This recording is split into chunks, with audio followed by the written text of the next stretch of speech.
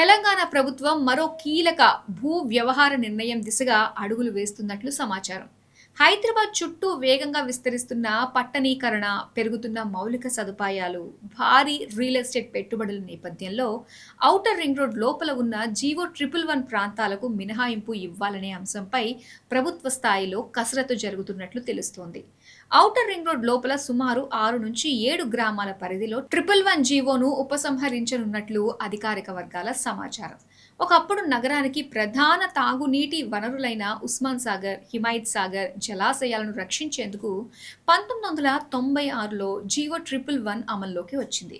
ఈ జీవో పరిధిలో భారీ నిర్మాణాలు, పరిశ్రమలు, వాణిజ్య కార్యకలాపాలపై కఠిన ఆంక్షలు విధించడంతో దాదాపు 3 దశాబ్దాలుగా వేల ఎకరాల భూములు అభివృద్ధికి దూరంగా నిలిచిపోయాయి.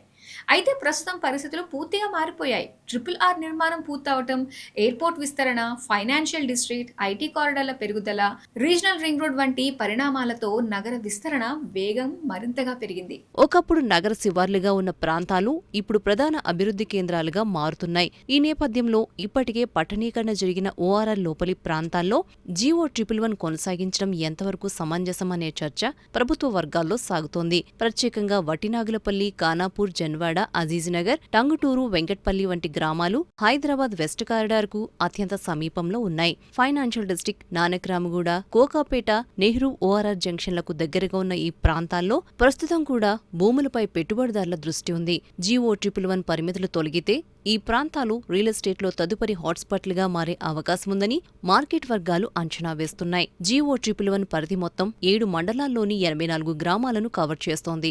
అందులో ఔటర్ రింగ్ రోడ్ లోపల ఉన్న గ్రామాలకు మాత్రమే మినహాయింపు ఇవ్వాలనే ప్రతిపాదన పరిశీలనలో ఉన్నట్లు సమాచారం. అంటే జలాశయాలకు అత్యంత సమీప ప్రాంతాల్లో పర్యావరణ పరిరక్షణ కొనసాగిస్తూ ఇప్పటికే నగరీకరణ చెందిన ప్రాంతాలకు అభివృద్ధి అవకాశాలు కల్పించే మధ్యంతర విధానాన్ని ప్రభుత్వం పరిశీలిస్తున్నట్లు తెలుస్తోంది. ప్రభుత్వం ఈ నిర్ణయానికి గ్రీన్ సిగ్నల్ ఇస్తే రంగారెడ్డి జిల్లాలోని మొయినాబాద్, రాజేంద్రనగర్, శంషాబాద్, చేవెళ్ల పరిసర ప్రాంతాల్లో భూముల విలువలు ఒక్కసారిగా పెరిగే అవకాశముంది. అయితే మరోవైపు పర్యావరణ నిపుణులు ఆందోళన వ్యక్తం చేస్తున్నారు.